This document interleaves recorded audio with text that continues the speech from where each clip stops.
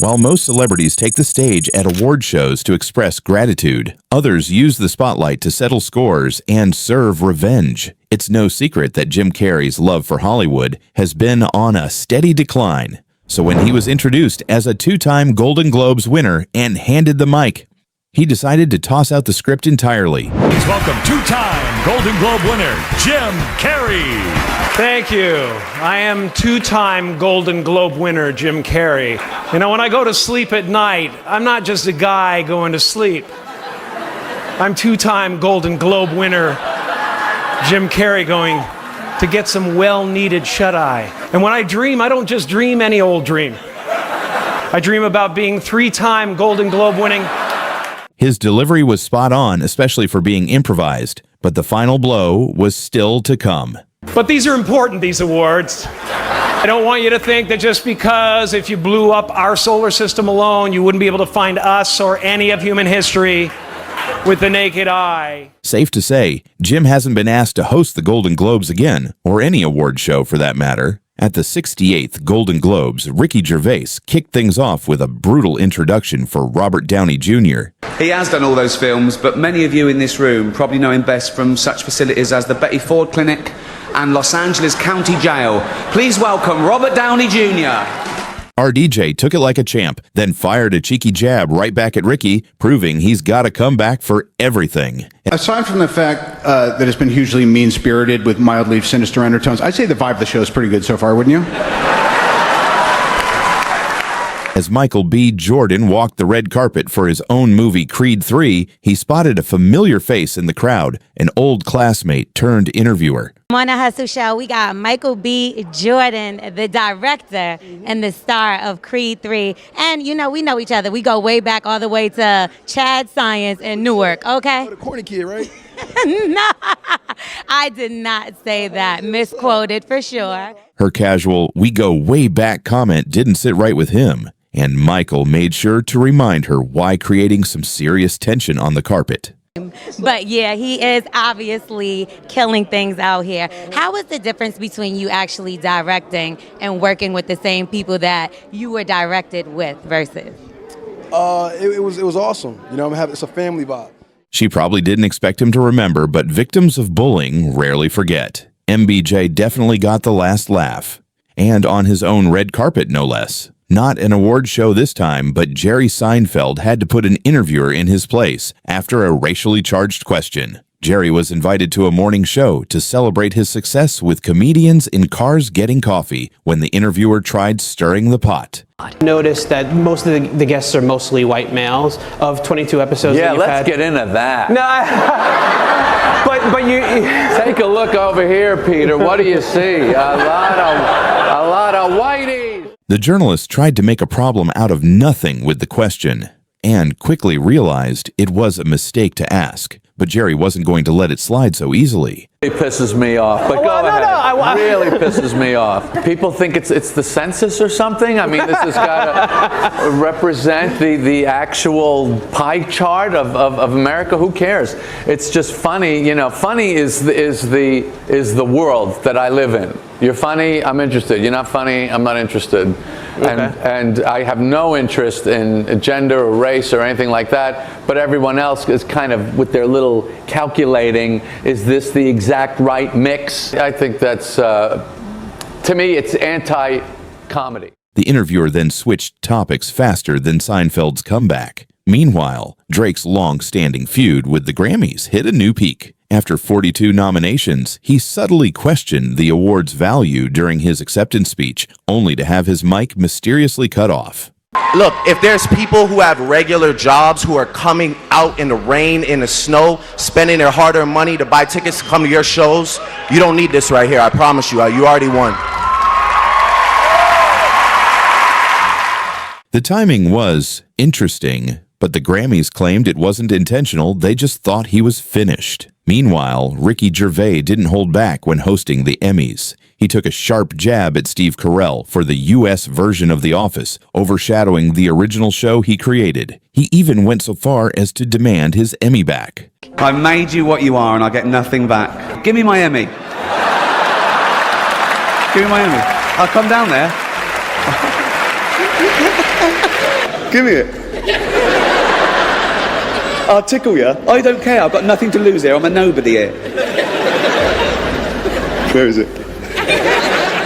Steve managed to keep a straight face, turning it into a hilarious bit, just like when Ricky mocked him again at the Golden Globes. You probably know me as the creator of The Office. No, you don't, do you? You think Steve Carell did it all? Oh, he's brilliant, isn't he, Steve Carell? Where does he get his ideas from?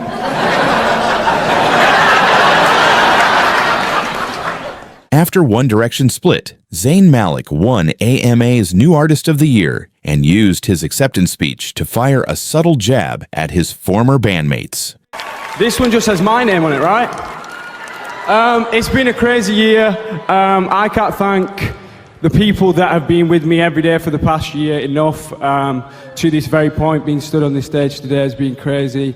My family... When Kanye West dropped the song Famous, claiming he made Taylor Swift famous, Taylor said she was completely taken aback by the line. Then Kim Kardashian released a phone call showing Taylor giving Kanye the green light. To all my Southside n***s that know me best, I feel like Taylor Swift might owe me sex. That's not mean. Okay. Later that year, after winning a Grammy for Album of the Year, Taylor took the chance to call out Kanye for his lyrics. There are going to be people along the way who will try to undercut your success or take credit for your accomplishments or your fame.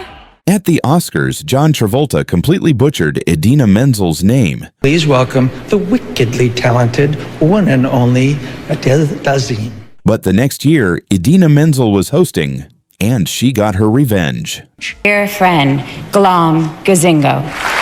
I deserve that, but you, my darling, my beautiful, my wickedly talented Idina Menzel. You got it! Menzel delivered Oscar-worthy acting, hiding just how uncomfortable she was with the whole interaction. Meanwhile, Tom Cruise and John Travolta, two of Hollywood's most famous Scientologists, couldn't escape Ricky Gervais, who couldn't resist addressing them. Also not nominated, I Love You, Philip Morris, Jim Carrey and Ewan McGregor, two heterosexual actors pretending to be gay. So the complete opposite of some famous Scientologists then.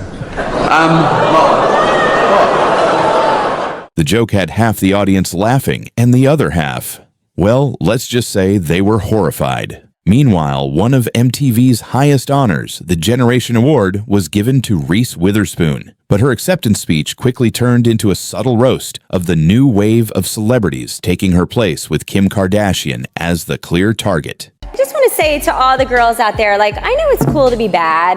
I get it. But it's also possible to make it in Hollywood without a reality show. And when I came up in this business, if you made a sex tape, you were embarrassed and you hid it under your bed. After Nicki Minaj's Anaconda video was snubbed at the VMAs, despite breaking viewership records, she called out the industry for racial bias. When asked about it, Miley Cyrus told the New York Times that Nicki is not very polite. So when Nicki won an award, she didn't miss the chance to address it live and direct. To this that had a lot to say about me the other day in the press. Miley, what's good? Hey, we're all in this industry. We all do interviews, and we all know how they manipulate. Nicki, congratulations. And just because the VMAs... Miley kept it cool, brushing it off like a pro, but the tension remained throughout the show. It's no secret that Jimmy Kimmel isn't a fan of Donald Trump. Their beef dates back to October 2015, when Trump canceled as a guest at the last minute. Donald Trump was supposed to be here tonight. People called late last night and canceled on us. Did want me to relay the message to you that if he had been here, he would have been great. As Trump continued his presidential campaign, their rivalry only intensified. Kimmel didn't hold back, calling out Mark Burnett, the creator of The Apprentice, the show that catapulted Trump to fame during the Emmy Awards. He's responsible. If Donald Trump gets elected and he builds that wall, the first person we're throwing over it is Mark Burnett. Exiting an award show while winning for a song about someone could be pretty awkward, but Taylor Swift turned it into an opportunity. It's awesome. I also want to thank the person who inspired this song, who knows exactly who he is, because now I got one of these. Thank you so much. Extra TV asked Harry Styles how he felt about the comment shortly after, and he was surprisingly cool with it. I like a joke as much as the next guy, so it's all good. After a long, grueling court battle with his ex-wife, Johnny Depp was finally able to clear his name. That's why he got emotional when he received a standing ovation at his first film festival after the verdict. Later, at a press conference, he also opened up about being blacklisted by Hollywood.